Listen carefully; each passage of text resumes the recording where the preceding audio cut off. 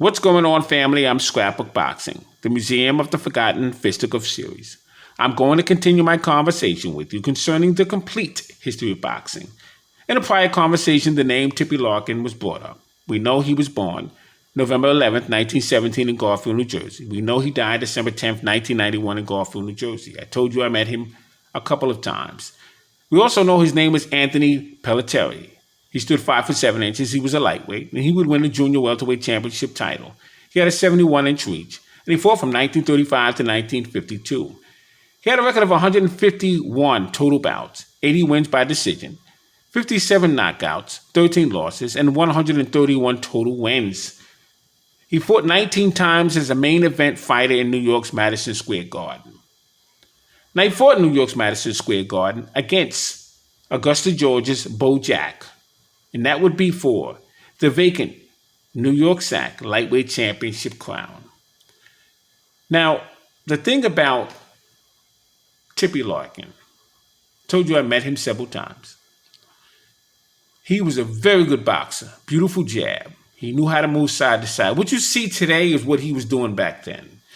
And he had the ability to control his opponent. But with Beau had the power and he had the resiliency. At that time, Beau was being trained by Henry Armstrong. Henry Armstrong showed Beau the tricks of the trade of how to maneuver your man on the inside. And that's what would give Tippy Larkin the problems that he gave him. But Beau had to take on Allie Stolz in order to fight Tippy Larkin. Tippy Larkin didn't have to fight anyone because he was the logical contender for Sammy Aingott's crown. So Beau would defeat Allie Stolz. That was an upset because it looked like two men from New Jersey were going to face each other. That's Allie Stolz, and that's also Tippy Larkin. But Beau upset at the apple card, and it made for a splendid event that lasted 3 rounds in Madison Square Garden on the evening of December 18th, 1942. Now, Tippy Larkin would fight fighters such as Billy Graham and Leo Ruddock, Freddie Red Cochrane and Allie Stolz, Charlie Fusari and Ike Williams, Henry Armstrong, Beau Al Bummy Davis, including Lou Jenkins.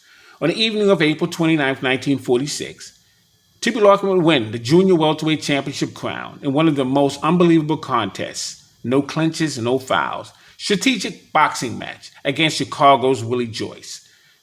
Tippy Larkin would be twice featured on the cover of Ring magazine, July 1944. In fact, let me show you a picture, a photo that I have of Tippy Larkin. It's in my photo archives. I'm going to go right now to my file cabinet. I told you, well over 1,000 photos of black fighters. I have 3,000 photos of fighters combined. Let me pull out Tippy Larkin's photo, and I'll share some other photos with you while I'm on that topic, and then we'll get into more fights that was taking place in 1942. Now, here's one of my photos. This is an autograph photo to Champ Snells. Now, Champ Snells was a very good boxing historian. He was in many organizations. I met Champ Snells when I was a young boy.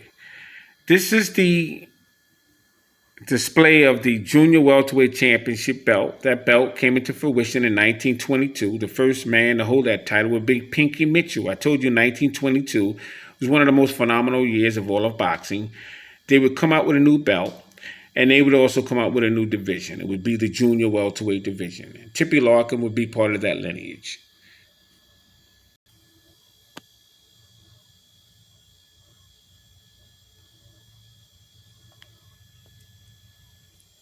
Now, I'm going to show you another photo that was autographed for me.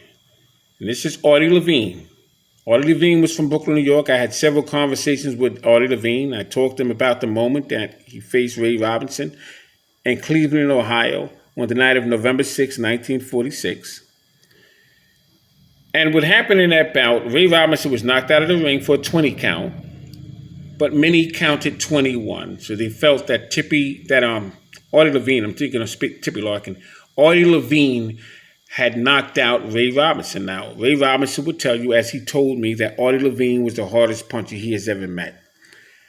And Artie Levine was a master boxer, but he was a banger, very good hard puncher.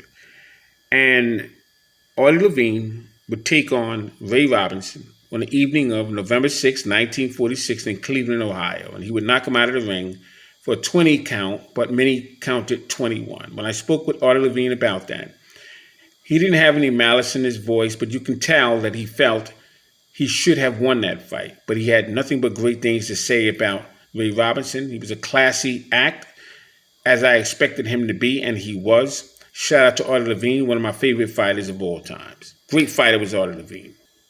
I'm going to show you another fighter. His name was Joe Giuliano. Now, I have a lot of these studio photos. He was a welterweight. Very good fighter during his time, a club fighter, but well respected during his era. Now, as you can see here, D'Amato, East 14th Street, that's Gramedy's gym. Cus D'Amato had a gym called Gramedy's Gym. I was at that gym many times. And you would see Vito Antuofermo there and many, many other fighters during that time. And I saw Floyd Patterson there a few times, just hanging out there.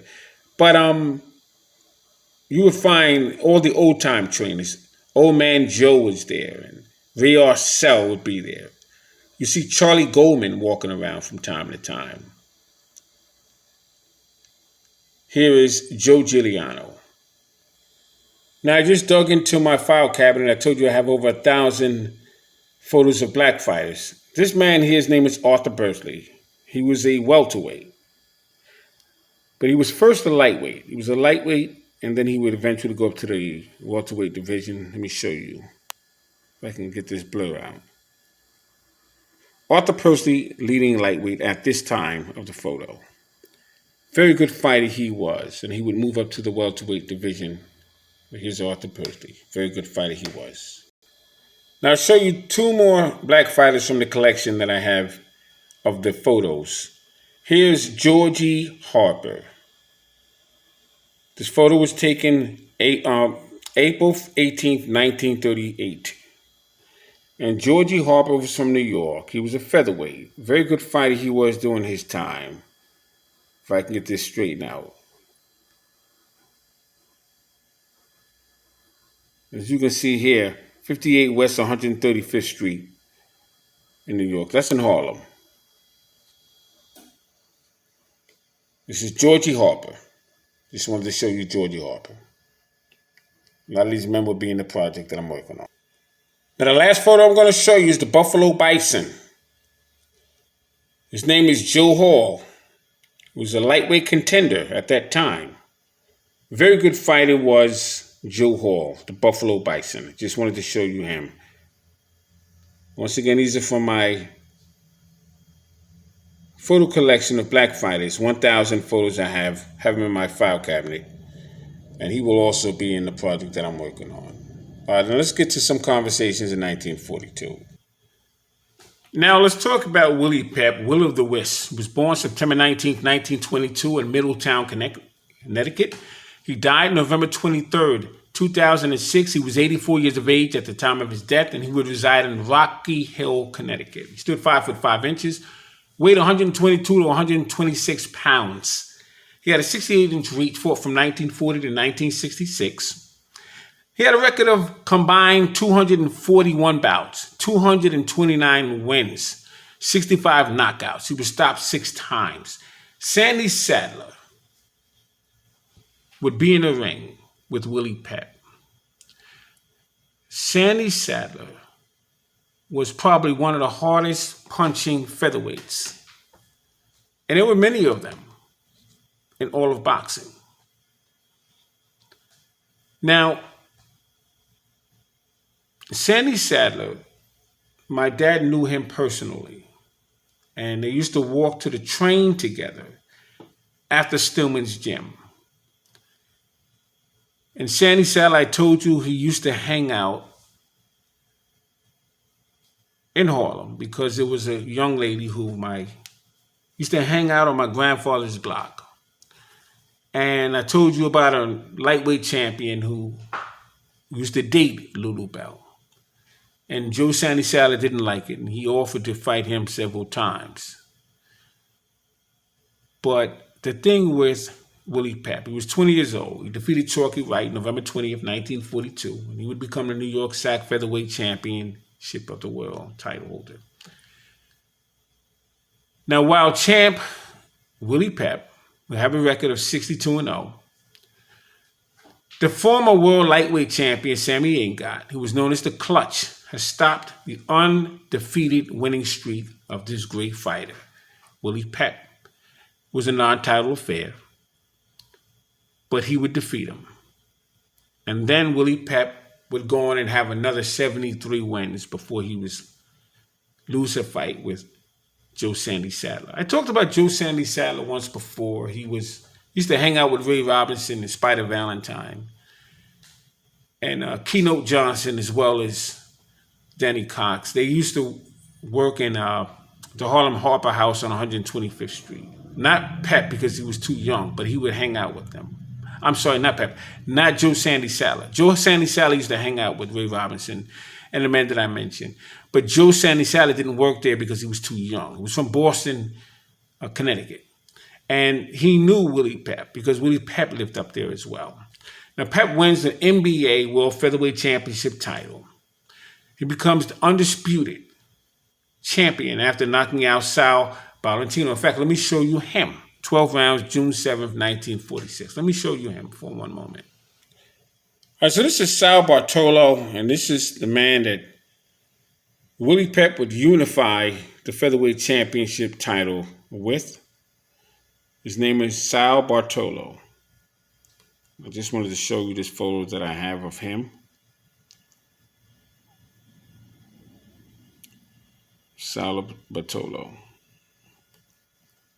In fact, I'm going to show you a few more fighters that Willie Pep was either in the ring with or was part of the lightweight tournament when Bojack would fight and Tippy Larkin in that area. Let me just show you. This is Sal Bartolo. And the SB doesn't stand for Sal Bartolo. It stands for Scrapbook Boxing. Hold on a second. Now, I told you Bojack had to fight a man in order to fight Tippy Larkin for the New York SAC Lightweight Championship title, right? This is this man. His name is Allie Stolz. And that was an upset because Allie Stolz, they were looking for him to face the other New Jersey fighter, Tippy Larkin. And it just didn't happen. But Allie Stolz would lose to Bojack, and Bojack would then face Tippy Larkin and get rid of him in 3 rounds. Allie Stolz of New Jersey. The other name I brought up to you was Joey Archibald. Willie Pep was in the ring, both of them. Him and Chalky Wright. Chalky Wright took the title away from this man, Joey Archibald. And then Willie Pep took the title away from Chalky Wright. I'm trying to focus this here. I don't know why I have problems with it. But this is Joey Archibald. Pretty good fighter. And he would have the featherweight championship title. If I can get this straightened out here. And then he would lose that title to Chalky Wright. Chalky Wright would defeat this man here, Joey Archibald, and then Willie Pep would defeat Chalky Wright for the title.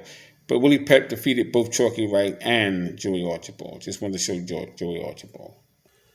Now, this was a wonderful article of Willie Pep. He was Fighter of the Year in 1945. He was a tremendous fighter. He really, really was. Good boxer.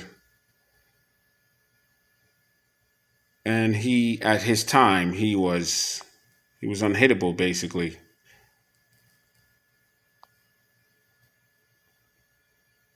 But you have fighters such as Regan Diao, Nonito Donaire. These are all boxers who bounce around on their feet. Regan Diao was a very good boxer. In fact, I believe he was a little more craftier than Willie Pep. But Willie Pep would defeat Regan Diao. Regan Diao was a smaller man. But just as far as the style is concerned, Willie Pep was very, very good. Very good, underrated fighter, in my opinion. And this was an article that was in the Ring magazine about him.